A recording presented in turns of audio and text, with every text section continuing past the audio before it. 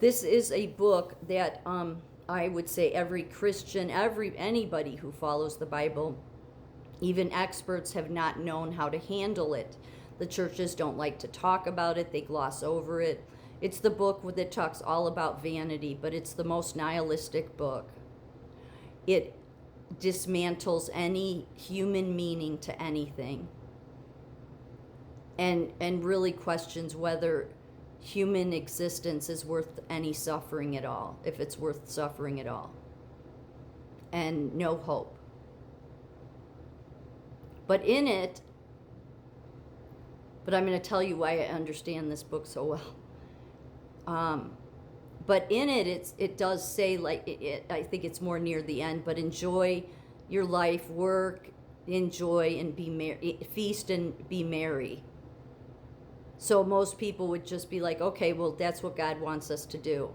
There are many places in the Bible that will be stumbling blocks, the same way that Jesus was a stumbling block for the Jews. This isn't because God creates traps. It's because you have to truly know him and seek him to understand this. So when in this text he says, eat, drink, be merry, work, enjoy your life because it's short, it's not because that's what God wants you to do. It's just that people that only follow the book and think, just like the Pharisees, think, I know the book the best, I know the rituals the best, but didn't know God. That's the way it's a stumbling block.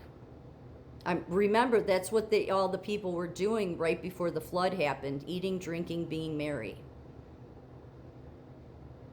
Now think to Christianity, all this, your prosperity churches being the biggest, that it's all about being positive, the power of positive thinking. And there's a different positive when it's with God, okay? I know this personally.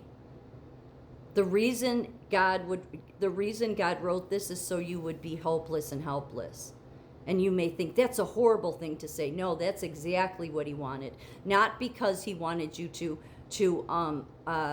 he wanted you to give up to him. He wanted you to surrender to him. Not surrender your life and kill yourself. No. He wanted you, though, to be hopeless and helpless. He didn't want you loving your life when you're in the fallen world. And I don't know if and I know this is true. So anybody who wants to try to tell me differently, no, I know it's true, because I wouldn't have found him without being hopeless and helpless and a complete, utter failure in Alcoholics Anonymous. That's how I found him. Because the greatest joy to God is you being hopeless and helpless, because if you turn to him, then it's a win. This world, mankind, unfortunately, believes that they are to create God's kingdom here. No, Eden was never on earth. The sun is an artificial light. There's a reason God's above the sun. So when you came into the fallen world, you needed the artificial light. In Eden, God was the light. And if you have any doubt about that, well, it's in Revelation. There's no more need for the sun. So in the beginning, before the fall, they were above the sun, which is why this book says over and over again, under the sun, under the sun, under the sun. Are we still under the sun? We are. So anybody trying to say, no, God wants you to create the kingdom, no, he doesn't, which is why this book was so important. Because it's not that God's trying to be mean in this book, it's that he doesn't want you to love your life when it's in his kingdom. Because you're not in God's kingdom. You can't create God's kingdom in his world. But I think many people have thought, well, Eden was on earth. No, Eden was with God, just like it is in Revelation. And God is the light, which is why in Revelation the sun is no longer needed. So no matter what good intentions people have, even though you're in the fallen world, it is not your will that is going to set anything up. I mean, you can set what you want up, but you're not going to have anything close to what he has. He already has this.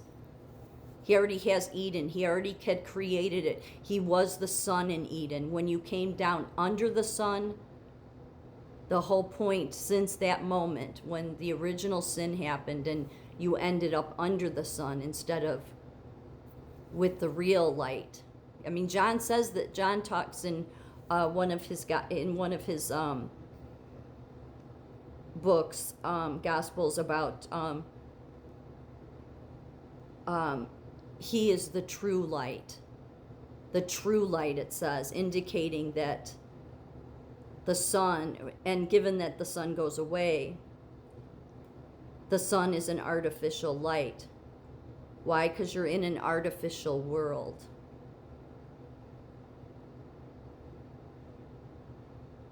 The city in Revelation 21:23, the city does not need the sun or the moon to shine on it, for the glory of God gives it light, and the Lamb is its lamp. So what's happened here is that people, I think, people get confused. They forget because it's easy to forget. I just don't. I don't know if it's because I seek God all the time, and oftentimes we'll say, why, God, why? And many times the answer is you're in the fallen world. So anything you go on to achieve, your greatness, whatever, it means nothing. What is most important to God is for you to absolutely surrender. That's what Jesus came to show to do.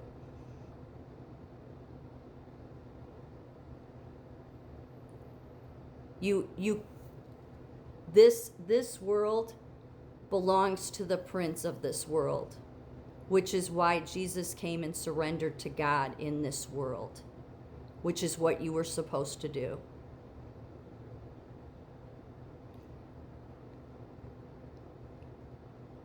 The problem is most people forget because all they've ever known is this world.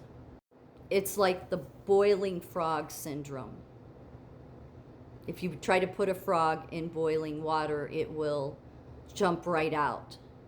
But if you put the frog in room temperature water and slowly turn the heat up, the frog will adapt its body temperature until it's boiled to death. So that's what happens. We adapt, we accept, we believe that the best people are the people that, go after their dreams and have this positive attitude and have all these letters after their name. And that's the book of Ecclesiastes completely destroys every bit of it. It's all about, every bit of it is vanity. Every single bit of it, even if you think it's righteous, it's vanity. Because it's all under the wicked one's kingdom. I think that's why people have always had trouble with that book, because it is a heavy read. It's only a few pages, but it's heavy. It offers no hope, and you're just like, what, there's no point to my life? Not when you're in the fallen not when you're in the fallen world. But man, because they want to make themselves feel better, says, no, God would be happy if I did this. No, all of the apostles and Jesus himself said, give up your life to have your life. And this world has turned that into that, give up your life so that then when you die, you'll be saved. No, it meant give up your life in this world because you're in the fallen world. And when you do that, you will show God that you don't want to be under the sun anymore. You want to be in his light. Think of every country in the world that has created their kingdoms. And am I saying God's against it? No, but it's a failure of recognizing that. That's why the book of Ecclesiastes was so important. Because it says over and over again, under the sun, God trying to tell you, you're doing all of this under the sun, so it means nothing. If you want to just live your life and do it that way, then fine. You'll just go back to dust of the earth. But if you do it the way Jesus did, which was totally surrender here to God, then he'll bring you back to his kingdom.